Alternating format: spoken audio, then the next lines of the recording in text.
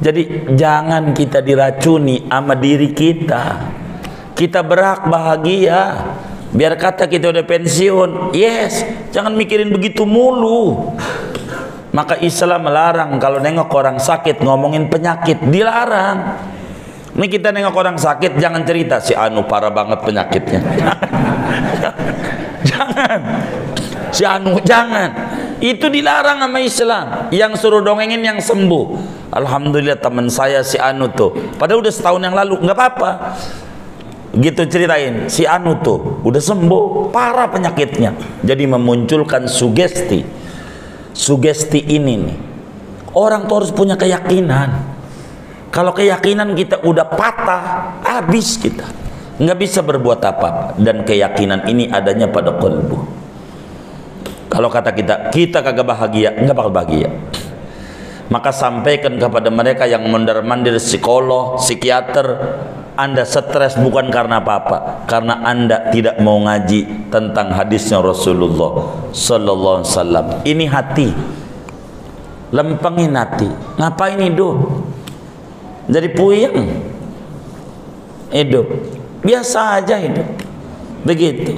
Kita nggak punya duit, jangan tunjukin. Itu nggak punya duit tunjukin, dandanannya lecek, kucel, dekil, kumel. Ya Allah, rambut acak-acakan, nampak sufi. Bener, sulit finansial. Apaan? Sulit finansial. Apa disingkatnya? Sufi. Jangan, biasa aja. Jangan. Jangan. Sehatkan hatinya. Mau ngadepin pensiun udah stres. Setahun lagi pensiun. Deg deg deg. Ini bagaimana ini? Bagaimana ini? Tetangganya udah 20 tahun lagi pensiun, biasa aja. 20 tahun yang lalu udah pensiun belum tuh tetangganya?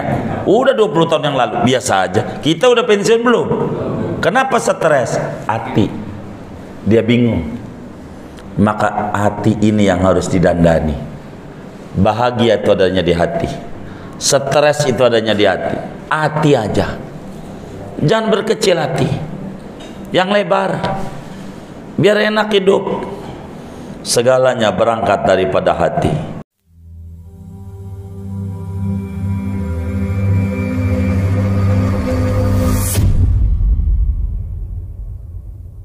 Assalamualaikum warahmatullahi wabarakatuh.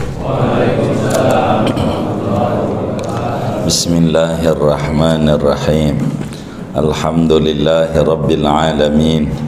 Wassalatu wassalamu ala sayyidil awwalin wal akhirin, sayyidina wa maulana Muhammadin wa ala alihi wa sahbihi ajma'in. Allahumma inna nastahdika li arsyadi amrina wa zidna ilman yanfa'una.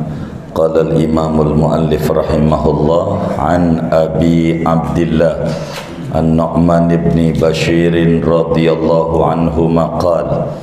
Diriwayatkan dari Abu Abdillah, nama aslinya Nu'man bin Bashir radhiyallahu anhu maqala, ia berkata, sami'tu Rasulullah sallallahu alaihi wasallam yaqulu, aku mendengar Rasulullah sallallahu alaihi wasallam bersabda, innal halala bayyin, sesungguhnya yang halal itu jelas, wa innal harama bayyin, dan sesungguhnya yang haram itu jelas pula, wa bainahuma umurun mushtabihatun, dan antara halal dan haram itu ada beberapa perkara yang samar, la ya'lamuhunna katsirun minan nas, yang tidak mengetahui akan perkara yang samar itu kebanyakan orang.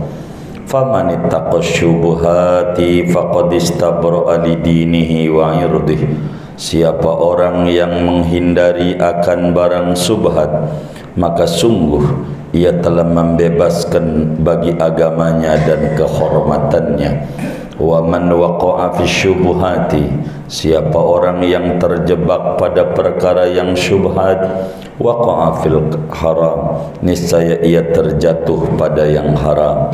Karra'i yar'a haulal hima, seperti orang yang menggembala, yang ia menggembala di sekitaran tanah larangan raja. Yushiku an yarta'a fihi, hampir-hampir bahwa ia masuk pada tanah larangan raja. Ala wa inna likulli malikin himan, ketahuilah sesungguhnya bagi tiap-tiap raja ada tanah larangannya. Wa ala wa inna himallah maharimuh, ketahuilah bahwa tanah larangan Allah itu segala yang diharamkannya.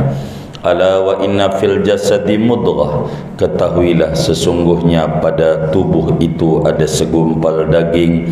Idza salahat salahal jasadu kullu, apabila baik maka baiklah badan itu seluruhnya. Wa idza fasadat fasadal jasadu kullu, apabila rusak maka rusaklah badan itu seluruhnya. Ala wahyal qalbu, ketahuilah itu namanya hati. Rawahul Bukhari wa Muslim, hadis riwayat Bukhari dan Muslim. Wallahu a'lam bissawab. Saudara sekalian yang mulia, malam hari ini kajian kita akan menutup pembahasan hadis ke-6 daripada hadis Arba'in An-Nawawi pada kalamnya Rasulullah sallallahu alaihi wasallam, ala inna fil jasadi mudghah idza salahat salahal jasadu kullu wa idza fasadat fasadal jasadu kullu, ala wahyal qalbu. Saudara sekalian, kata Nabi bahwa di dalam tubuh kita ini ada segumpal daging yang menjadi sentral dari seluruh organ tubuh kita, sehingga bila mana daging itu baik maka seluruh tubuh menjadi baik adanya. Namun sebaliknya, bila rusak maka seluruh tubuh pun juga akan dipandang rusak, dan daging itu disebut qalbu. Qalbu yang bahasa Indonesianya jantung. Jantung, tapi qalbu yang dimaksud latifah rabbaniyah yang ada pada jantung, bukan jantungnya. Kalau hati, liver. Kalau hati kita ini heart, my heart gitu, itu jantung, kayak buah sonubar. Jadi Rasulullah sallallahu alaihi wa alihi wasallam menjelaskan bahwa di dalam tubuh kita itu ada yang pangkatnya kayak raja, yaitu qalbu. Tangan, kaki, mulut, mata, telinga itu rakyat. Yang namanya rakyat akan mengikuti titah sang raja. Bila mana raja ini menyuruhnya baik, maka rakyat itu akan menjadi baik adanya. Bila mana sebaliknya, maka rakyat itu juga sebaliknya. Itulah yang disebut qalbu. Apa saja dari tindak tanduk manusia ini, semuanya berpulang pada qalbu. Allah subhanahu wa ta'ala tidak pandang rupa kita, ganteng jelekkah kita. Tidak pandang juga tentang tubuh kita, pendek tingginya, casing tidak dipandang. Tapilah yang Allah pandang adalah qalbu, adalah hati. Sebab inilah hati yang harus dilihat. Hati ini macam-macam. Ada namanya qalbun salim, hati yang sehat. Ada namanya qalbun marid, hati yang sakit. Ada namanya qalbun mayyit, hati yang mati. Maka segalanya ini bersumber pada ini, pada hati. Tindak tanduk orang semuanya pada hati. Apa saja yang dilakukan oleh manusia secara jujur, segalanya perintah dari hati. Dari hati. Sehingga untuk menerangkan hadis ini, betapa pentingnya kita untuk mendandani batiniah, supaya batiniah kita lebih baik daripada lahiriah kita. Di dalam Al-Quran, manakala disebutkan kata batin dan kata lahir, dari mulailah awal Al-Fatihah sampai ujung An-Nas, tidaklah Allah sebutkan melainkan diawali dulu dengan kata batin. Ya'lamu ma tusirruna wa ma tu'linun. Allah tahu batiniah dan lahiriah kamu. Batin dulu. Saking pentingnya batin, dalam lagu Indonesia Raya saja, bangunlah jiwanya, baru kemudian bangunlah badannya. Apa yang dimaksud dengan bangunlah jiwanya? Dalam lagu Indonesia Raya, maksudnya bangunlah orangnya. Kalau dalam lagu itu, baru bangunlah negerinya. Jadi SDM-nya dulu yang harus dibangun, orangnya dulu biar benar. Gampang tempat mau pindah di mana aja gampang. Yang penting orangnya dulu yang benar. Kalau orangnya nggak benar, repot juga mau tempat di mana aja. Karena sumbernya bukan tempat, tapi orang. Jadi sehingga harus benar menyusunnya. Seumpama ada orang usahanya ojek online begitu, yang cocok itu Menteri Perhubungan, jangan Menteri Pendidikan begitu. Jadi biar pas begitu. Sebab kalau diserahin asal aja tidak ngerti pendidikan, repot. Sebab kalau pembisnis ada di pendidikan, maka pendidikan ruang lingkupnya bukan perjuangan, bukan pengkaderan, tapi untungkah atau rugikah? Begitu orang dagang. Ini repot, karena semuanya yang harus dibenerin orangnya dulu. Orangnya. Begitu orangnya. Jadi mobil biar bagus kayak apa, kalau supirnya enggak ngerti nyupir, ini bisa ancur-ancuran. Bener enggak? Orang dulu, itu namanya bangunlah jiwanya, baru bangunlah badannya. Manusia begitu. Di dalam kita bahagia atau sedih, hubungannya bukan pada fisik. Jangan dikata orang yang rumahnya gede hidupnya enak, orang yang tinggal di petakan sempit susah, belum tentu. Karena urusannya pada hati. Bisa jadi ada orang yang rumahnya gede banget, kamarnya aja segede Alphard, kamar doang, belum ruang tamu. Tapi Sabtu Minggu ke puncak, Sabtu Minggu ke puncak. Ngapain bang? Sumpek gue. Yang sumpek apanya? Iya, begitu. Jadi ini bermasalah. Begitu. Maka hati ini yang dikomentari oleh agama. Segalanya berangkat dari hati. Orang sebut melahirkan mindset. Ini hati. Hati dulu. Kalau hatinya waras enak.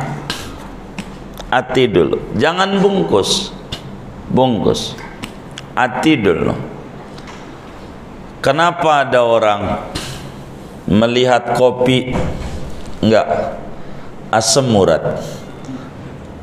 Kopi asam lambung. Kalau kopi apa? Asam lambung. Melihat lagi sop iga, kolesterol. Dikasih lagi sate kambing, darah tinggi. Kasih lagi emping, asam urat. Kasih lagi kangkung, asam urat. Kasih lagi duren, darah tinggi. Ini dari mana muncul nih? Hati. Hatinya rusak. Orang nikmat Allah kok. Yang munculin kopi itu Allah. Kalau Allah kagak tumbuhin mau kagak. Bila hatinya ini adalah nikmat dari Allah, sehat. Minum kopi habis berapa gelas juga. Begitu. Bila nganggap ini emping adalah nikmat dari Allah, kayak orang Rangkas Bitung, sehat juga. Makanya meninjau emping, ninjau emping diri juga. Enggak semurat juga, enggak. Begitu enggak. Ambil hidup duitnya banyak. Duitnya banyak. Hidup ditawarin kopi enggak mau, tawarin sopiga enggak mau, tawarin juga emping enggak mau, sate enggak mau, apa aja duren enggak mau. Abang nih mau makan apa? Saya mau nasi putih pakai garam air putih. Innalillahi wa inna ilaihi raji'un. Ngapain ente capek-capek kerja? Kagak dinikmati hidup. Kalau begitu tuh kagak mati aja mendingan dah. Kan ujungnya mati juga. Ujungnya mati enggak? Mati juga. Begitu. Ini nih diracun nih pikiran dari hati. Bila hatinya memandang nikmat Allah sebagai hukuman Allah, jadilah hukuman. Kalau hatinya memandang nikmat Allah sebagai nikmat yang perlu disyukuri, maka menjadi obat adanya. Ini obat, minum. Begitu, minum. Maka orang yang model kayak begini kasihan, ngumpulin duit banyak, begitu, tapi makan sengsara. Kalau ujungnya masuk surga aja mendingan. Ini orang hidup beneran dari kecil sengsara, tua sengsara. Ini aja udah musibah besar. Dari mana kecil sengsara? Zaman kecil kita paham makanan apa aja boleh dimakan waktu kecilnya. Masalahnya duit ora punya. Bener nggak? Kagak ada duit emaknya. Ampe minta roti Belandanya, udah roti sumbu aja, sama-sama roti singkong maksudnya. Itu saking nggak ada. Jadi kecil itu makanan apa aja boleh ada masalah, duit kagak pun, itu sama dengan sengsara, susah. Sekarang alhamdulillah udah kerja, kontrakan juga punya, biar kata kagak banyak. Begitu. Duit punya jadi. Masalahnya makanan apa aja ora boleh. Duit punya, makanan apa aja kagak. Itu sama dengan susah juga. Kecil susah, tua. Kalau nantinya masuk surga mendingan. Kalau nantinya, cuman kalau nantinya masuk neraka celaka 12. Udah di dunia sengsara, di akhirat ya Allah. Mau ngapain hidup kayak begitu? Ada yang lebih parah lagi. Sampai pengen ngopi aja ngumpet-ngumpet di rumah tetangga. kagak boleh sama bini sama anaknya.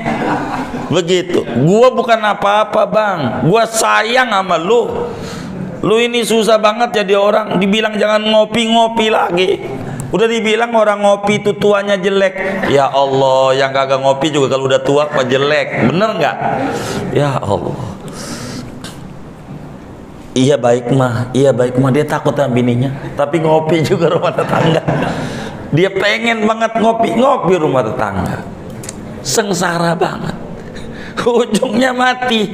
Mana tuh bini kawin lagi sama orang yang dulunya musuh kita lagi. Alphard kita dinaikin dia. Enak dia, enak kita. Jangan dibikin sengsara hidup. Nikmati sebelum mati. Mau ngapain duit? Makan yang saudara pengen. Al-Quran bilang kulu, silahkan makan yang halal. Wasyarabu, silahkan minum yang halal. Ingat, wala tusrifu, jangan berlebih. Jangan makan durian sekarung, jangan. Kalau pengen mau beli aja, makan semata. Kasih tuh sama tetangga, sodaqah nolak bala, sehat, nggak apa-apa. Jangan berlebih. Hidup hanya siklusnya perputaran yang kurang manfaat. Zaman kecil kesehatannya dikorbankan luar biasa.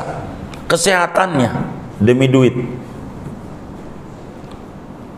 Zaman kecil, zaman muda, kesehatan dia korbankan supaya dapetin duit. Sekarang udah tua, kebalik. Duitnya berapa aja dikorbankan demi sehat. Lah muter begitu doang hidup. Mau kayak begitu dong hidup, mau ngapain? Hidup harus bahagia. Dan kebahagiaan itu adanya di hati. Quran bilang ala bidzikrillah tatmainnul qulub. Dengan ingat Allah hati jadi tenang, tentrem, bahagia. Bahagia itu bukan di duit, di hati. Begitu. Bahagia itu di hati. Maka hati ini sentral kata Nabi. Bila hati bahagia, yang lain bahagia. Bila hati kita sedih, yang lain ikut sedih.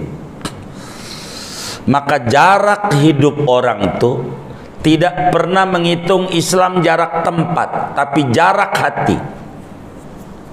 Jarak hati. Ada orang rumahnya nempel dengan masjid, enggak nyampe-nyampe. Ada orang rumahnya jauh dengan puncak, Sabtu Minggu nyampe. Ini dekat apa jauh ini? Puncak nih. Dekat apa jauh? Dekat. Tandanya nyampe. Masjid nih yang nempel nih, enggak nyampe-nyampe. Dekat apa jauh? Jadi Islam tuh mengukur jauh dan dekat tuh jaraknya jarak tempat apa jarak hati? Jarak hati. Nah, ini nih hati nih, jarak hati. Jarak hati. Jarak hati. Ini yang jadi masalah.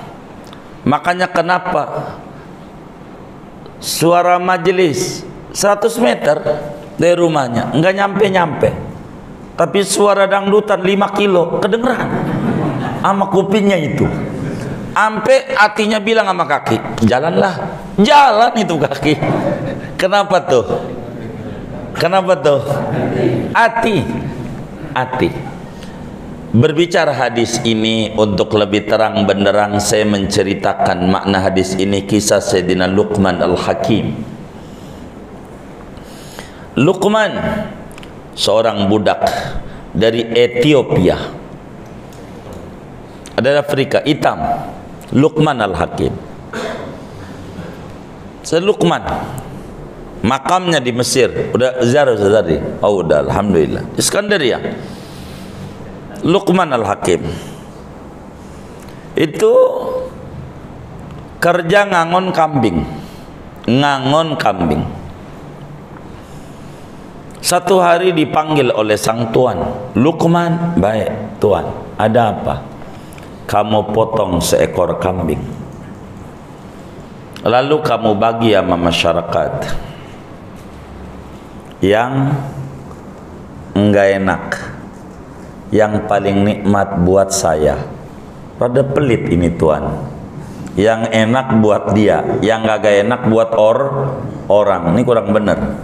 Tapi yang namanya budak ya kudu nurut sama Tuhan. Dipotonglah kambing itu, dibagilah sama masyarakat, dibawalah 2 kantong oleh Luqman, diintip oleh tuannya. Taulah, 1 kantong isinya hati, 1 kantong isinya lidah. Isinya tuannya paham, berarti kambing itu yang paling nikmat hatinya dan lidahnya. Lalu bulan depan, bulan berikutnya, suruh potong lagi tuh Luqman kambing. Kata tuannya, bagikan yang paling enak, yang gak enak bawa pulang. Potong lagi itu sama Luqman, bagi. Kayaknya udah ngaji tuh tuannya. Yang enak buat orang, yang gak enak buat dirinya. Dibawa lagi sama Luqman 2 kantong, 2 kantong. Diintip sama tuannya, marah. Kata sang tuan, Luqman, baik tuanku, kamu ini budak apa kagak? Tidak tuan, sehat. Lalu apa perintahku? Bulan lalu yang gak enak buat orang, yang paling nikmat bawa pulang. Bulan ini yang enak buat orang, yang paling enggak enak bawa pulang. Bener kupingnya mau waras, tapi ngapa yang dibawa pulang hati lagi sama lidah lagi? Kata Luqman, karena Tuhan nanya sama saya, maka yang paling nikmat itu Tuhan hati sama lidah. Jadi bila hati sama lidah ini bagus Tuhan, maka yang lain akan dipandang bagus. Bila hati dan lidah ini busuk Tuhan, maka yang lain dipandang busuk. Kaget sang tuan, berarti karyawan saya ini bukan orang sembarangan, wali nih mah berbicaranya. Jadi akhirnya dimerdekakan Luqman, karena ternyata konsennya dia penataan hati dan pendandanan lidah. Maka lidah dan hati ini terhubung, semuanya berangkat daripada apa yang Nabi kita sabdakan. Sesungguhnya dalam tubuh ada segumpal daging, itulah hati. Kalau bagus yang lain bagus, kalau busuk yang lain busuk adanya. Hubungan lidah dan hati seperti hubungan teko dan mulut teko. Ada teko, ada mulutnya. Maka yang namanya teko akan keluar dari mulut teko apa yang ada di dalam teko. Kalau di dalamnya kopi, waktu dituang keluar kopi. Kalau di dalamnya susu, waktu dituang keluar susu. Waktu dituang. Kalau di Maharta, ada enggak teko di dalamnya susu? Waktu dituang keluarnya kopi. Ada enggak? Halo, ada enggak? Hah? Di dalamnya nih susu, tapi waktu dituang keluar dari mulut tekonya kopi. Ada enggak? Hah? Enggak ada. Ada enggak di Maharta? Walaupun mulut gua judes, hati gua baik. Ada enggak? Lah katanya enggak ada tadi. Ada enggak? Enggak ada. Kalau di mulutnya judes, emang juga hatinya judes. Segalanya berangkat dari hati. Kalau di dalam hatinya yang ada ujaran kebencian, maka keluar dari mulut juga ujaran kebencian. Enggak bakalan enggak. Kalau di dalamnya isinya baik, keluar dari mulut juga baik. Maka segalanya berangkat daripada hati. Hati. Maka mulut ini apa? Mulut itu bahasa kampungnya sedekah. Sedekah. Dan orang tidak bakalan sedekah kecuali yang dia punya. Yakin itu. Orang gak bakalan sedekah kecuali yang kita punya. Ada orang sedekah nasi uduk, berarti yang dia punya nasi uduk. Ada orang sedekah baju, yang dia punya nasi uduk apa baju? Ya baju, kalau sedekahnya baju. Ada orang sedekahnya duit, berarti yang dia punya duit. Begitu. Orang sedekahnya minuman, yang dia punya minuman. Orang kagak bakalan sedekah kecuali yang dia punya. Kalau ada orang mulutnya ujaran kebencian, jangan marah. Emang yang dia punya? Iya begitu. Ngapa tuh orang mulutnya begitu? Emang yang punyanya itu. Kalau punyanya yang bagus-bagus, nggak bakalan keluar kayak begitu tuh. Nggak bakalan. Jadi biasa aja. Dia habis ngata-ngatain kita, malamnya ngorok aja. Kita memikirin mulu, kurang ajar ya. Pada dulu waktu gua jadi RT, gua tolongin tuh dia. Tapi ngapa dia sama gua kayak begitu ya? Miring kanan, miring kiri, sampai jam 1 nggak bisa tidur. Yang kita pikirin tuh ngapain malamnya? Ngorok. Ini kita nggak bisa tidur nih. Ulah dia, ulah kita. Hah? Ulah dia, ulah kita. Ngapa dikerjain? Buang. Yang bagus-bagus saja. Biar sehat. Enggak ada saudara penyakit yang ada di badan kita ini kalau mau jujur sumbernya dari diri kita. Sumbernya dari diri kita. Macan sama tikus kalah. Rumus yang tidak pernah ditemukan tapi terjadi. Macan kan raja hutan, singa gede sama tikus kalah. Dari mana? Ini konsep hadis kita. Itu tikus nyamperin macan. Kata tikus, macan biar lu kata raja hutan, singa kalau bahasa Indonesianya itu. Kau ini berkata raja hutan, jujur gua bisa ngalahin ente. Ente bakal mati sama gua. Itu singa berkata, bagaimana? Ente jangan ngecilin ente. Tunggu 40 hari. 40 hari lagi kita bertanding sama ente. Ente bakalan mati. Kalau kagak mati, potong kuping saya. Tuh kata tikus. Coba. Luar biasa enggak? Luar biasa enggak? Luar biasa. Habis ngomong begitu tuh tikus pergi. Itu macan mikir. Itu tikus punya ilmu apa ya? Silatnya apa? Beksi dia, beksi. Dia berani nantang saya. Udah 2 hari, ini tinggal 38 lagi. Dia mikirin, ini tinggal 37 lagi. Sampai udah 20 hari, ini tinggal 2 minggu lagi. Tinggal 20 hari lagi.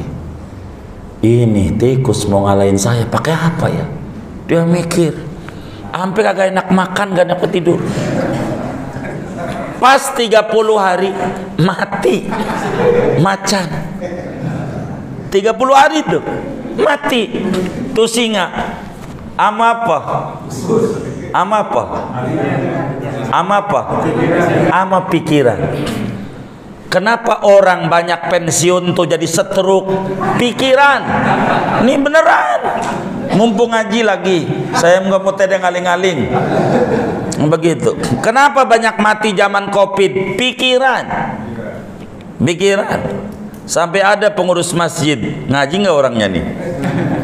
WA sama saya itu panjang lebar, minta maaf, minta redo, bila ini bila itu, panjang banget. Kata saya telepon balik, ada apa pak? Gitu pakai wasiat kayak begini nih, karena saya curiga, panjang banget. Saya baca aja, saya potong-potong. Positif guru, lu positif. Positif apa? Ini, ente telepon opik, bilang suruh saya. Minumnya begini, minum. Ketemulah di majelis itu. Dia nyengir-nyengir. Enggak apa-apa guru. Begitu. Coba. Tadinya udah mau ngapain? Itu segalanya pikiran. pikiran. Dan ini yang kita biasa kerjakan. Kolbu ini jangan sampai mati. Mohon maaf kalau saudara ini punya cicilan, punya segala macam. Ini saya atur hidupnya supaya bahagia.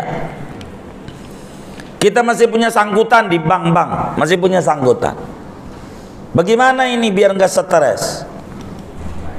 Cek harta kita. Ada nggak kita masih punya kontrakan dalam tanda kutip? Oh punya, jual. Jangan bertahan dengan utang, tutup dulu. Karena yang bikin kita tambah terpuruk utang itu. Karena apa? Diracunin di otak. 20 hari lagi jatuh tempo, 10 hari lagi kita nggak bisa kerja. Ini terus habis otak kita. Akhirnya kita mati dengan sendirinya. Karena kita bagaimana ini akhirnya kerja malas. Karena kita teracuni. Dan ini jadi penyakit.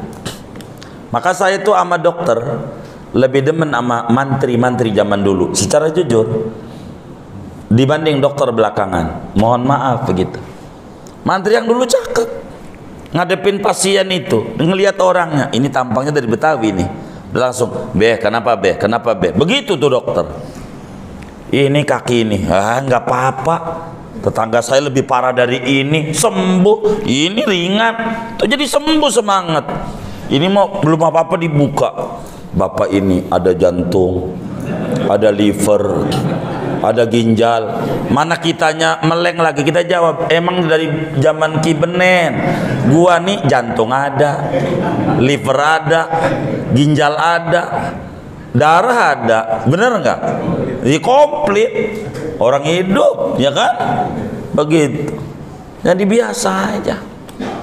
Karena diracunin ini dibongkar. Dokter tuh nggak perlu bongkar penyakit orang. Yang perlu dibongkar obatnya. Bapak ini darahnya sekian. Mana akhirnya kita beli lagi. Buat cek darah. Saban hari tuh ngederasnya bukan Quran itu mulu. Cek darah lagi, gula darah saya sekian. Besok lagi. Lah kita diracunin sama begitu. Quran aja yang dicek. Hari ini udah berapa juz? Sehat. Beneran. Biar kita jangan kayak gitu-gitu, tutup. Rusak kita. Cek lagi. Dokter bukan kita. Alat ini tergantung mana kita belinya, second lagi. Ya Allah. Antara satu pabrik sama pabrik lain itu bisa hasilnya beda, bener nggak? Tuh begitu. Kita bukan dokter, ngecek mulu saben hari. Begitu, ngecek mulu saben hari. Ngecek gula, ngapain? Yang kayak begitu.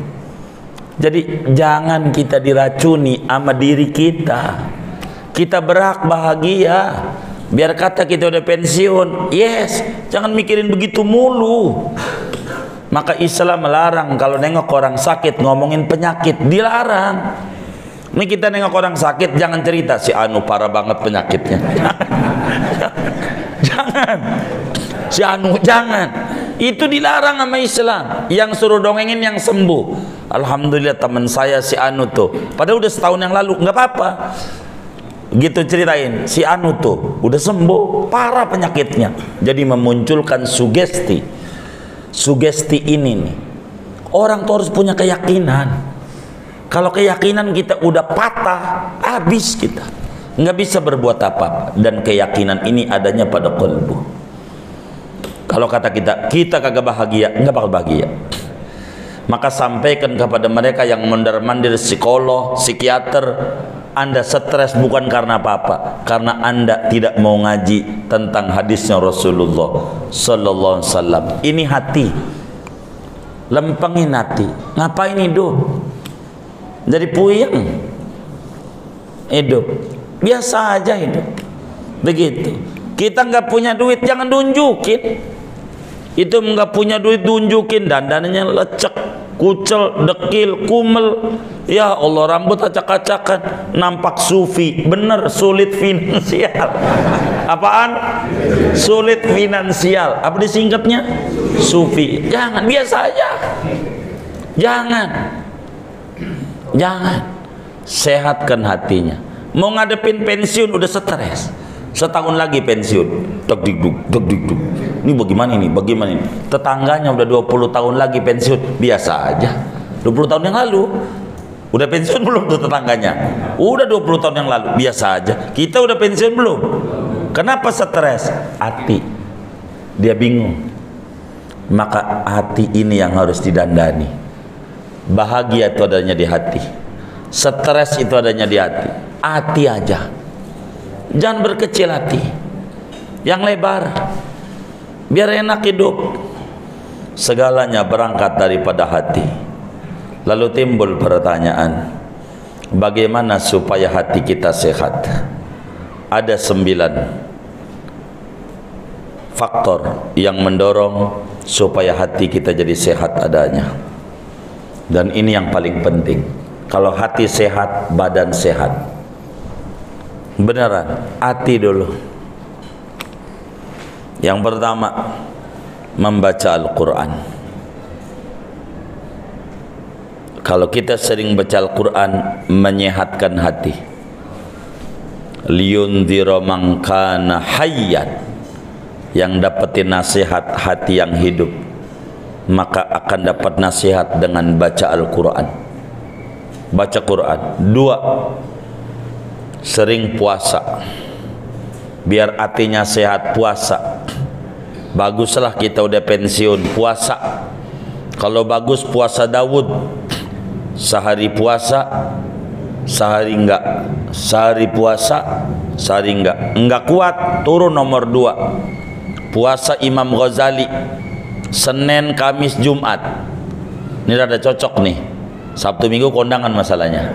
Senin, Kamis, Jumat. Senin, Kamis, Jumat. Ini puasa Imam Ghazali 4 bulan.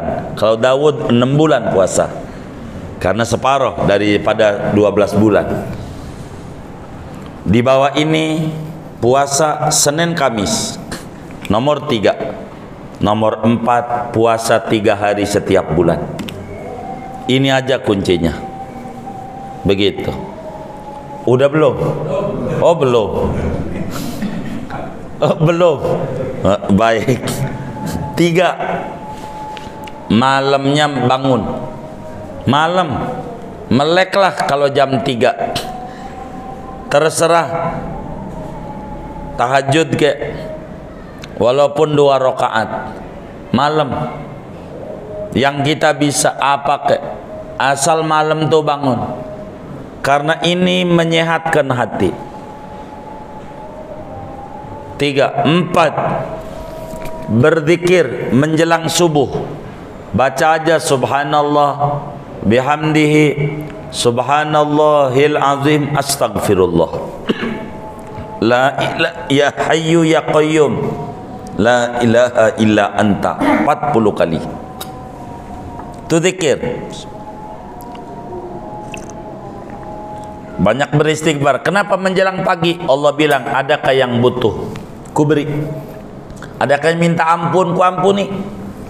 Kalau udah jam 3 menjelang subuh. Keempat, kelima, bergaul dengan orang-orang soleh. Sering hadir di majelis taklim. Nanti kalau di majelis taklim enak ngobrol sama temen. Yang tadi di rumah mumet nih, kalau udah ngaji enak ngobrol sama temen. Pas ngobrol nih, di hati ngomong, dah gua kira gua parah, ternyata dia lebih parah dari gua lagi. Tuh kadang ngobrol, cuman gak berani diomongin doang. Begitu. Tuh, jadi syukur akhirnya, syukur. Bergaul sama orang soleh, ketarik jadi soleh. Demen ngaji itu bagus, jadi sehat di pikiran. Ini penting. Keenam, banyak diam. Daripada nggak ada manfaat, tangan jangan kutak-atik nulis status yang gak manfaat. Nggak usah. Mulut udah diam aja. Biar sehat. Diam. Kagak bisa diam, udah pesan saya tidur aja. Habis sholat subuh tidur, bangun dohor. Sholat dohor, habis sholat dohor tidur, bangun asar. Habis sholat asar tidur, bangun maghrib. Itu bakal jadi sehat dengan begitu. Karena kalau melek ngomongin orang mulu, udah begitu aja, cuman pahami. Kalau ini yang ditempuh, namanya bukan tidur, tapi latihan mati. Namanya apa? Latihan mati. Enggak usah pakai latihan mati, ntar juga mati. Begitu, biasa aja. Manfaatin hidup, harus berkarya. Ketujuh, kita mengurangi pergaulan dengan orang yang tidak baik. Batasi pergaulan. Kita udah pensiun, mohon maaf, bergaulnya sama yang pensiun. Jangan pensiun bergaulnya sama yang kerja, akhirnya dia nyesel. Begitu. Ngapa gue pensiun? Sama yang pensiun. Dia aja udah puluhan tahun biasa aja, ngapa gue baru setahun doang kayak begini amat. Gitu, masih cakepan dia. Padahal dia dulu di kantornya anak buah gua, tapi biasa aja. Begitu. Biar mantap. Begitu. Jangan asal kita. Begitu. Kedelapan, jangan banyak kongkoh-kongkoh dengan orang memperbincangkan yang kurang berfaedah, politik segala macam, gak usah. Biasa aja. Teman kita aja dia ngadu, ada temennya mukanya murung, kucel, ini ngobrol berdua, ini bagus, dinasihati. Kata dia, kenapa lo mukanya murung, kayaknya sedih banget. Gue ini hidup pegel. Ngapa lo pegel? Hidup jadi beban keluarga mulu dari dulu sampai sekarang, capek. Kata temannya, diusap pundaknya. Sabar bro, masih mending lo. Mending dari mana? Dari dulu gua beban keluarga. Ada lo sekeluarga beban negara. Kata dia. Nih, jangan dicari. Ini temennya. Jadi ngomongin yang nggak penting nggak usah. Nggak usah. Masih banyak yang penting yang perlu diomongin. Saya ajarin anak majelis tuh kalau dia dikerjain habis zuhur, la ilaha illallah al malikul haqqul mubin. Yang penting belum asar 100. Habis asar, la haula wala quwata illa billah 100. Yang penting belum maghrib. Jelang maghrib, Rabbik fili wali widaya atau astaghfirullah wa atubu ilaih 100. Maghrib, Isya hasbunallah wa ni'mal wakil 100. Subuh, subhanallah wa bihamdihi subhanalladzim astagfirullah 100. Ini aja bila dijalanin sehat dohir batin, sampai kantong-kantongnya sehat beneran, asal diamalin. Ini buat apa itu diajarin zikir, suruh wirid, suruh ini? Biar kita nggak fokus sama omongan begini begitu, capek hidup. Biar kita manfaat, sayang kita. Begitu. Kesembilan, ini yang paling pokok, makanannya harus halal. Sebab yang haram bakal merusak pada hati. Dan ini korelasi hadis ditutup sesudah ngomongin subhat. Siapa yang terjebak pada subhat, maka terjebak pada yang haram. Kalau udah makanan haram, akan merusak pada hati. Kalau hati udah rusak, badan jadi rusak. Belum pernah ditemukan maling nih punya pikiran besok malam minggu ngaji di mana ya? Ada nggak maling punya pikiran begitu? Ada nggak? Kenapa nggak ada? Sumbernya dari yang haram. Yang ada juga besok malam minggu operasi kemana? Tuh. Maka makanan halal ini kunci segalanya. Makanya Nabi tutup hadis ini dengan ala inna fil jasadi mudghah. Idza saluhat saluhal jasadu kullu wa idza fasadat fasadal jasadu kullu ala wahyal qalbu. Pentingnya menjaga hati daripada makanan-makanan yang tidak halal, karena itu akan menggelapkan hati, mengotori hati, membuat hati jadi berkarat, sehingga pikiran kita, kesehatan badan mulu yang ditensi, bukan iman. Badan mulu, iman yang buat kita kubur, yang harus kita tensi, bukan badan, supaya kita sehat. Ini adalah kunci, saudara. Oleh karena itu, hati benar-benar sentral segalanya. Jaga kesehatan hati dengan 9 perkara ini. Hidup kita akan betul-betul berlimpah kesehatan. Sehat jiwa, sehat badan, sehat pikiran, sehat keuangan, sehat finansial, sehat dompet, sehat kantong, sehat segala-galanya. dengan catatan hatinya kudu sehat. Sumber inspirasi adanya di hati. Bila hatinya tertutup, repot. Rapihkan hati kita, sebab di situ kunci bahagia kita. Segini aja dah ngaji kita. Wallahu a'lam bishawab. Sebagai penutup hadis ke-6 ini, ada yang ditanya mungkin daripada materi ini atau di luarnya? Sebelum doa dipersilakan. Wallahu a'lam.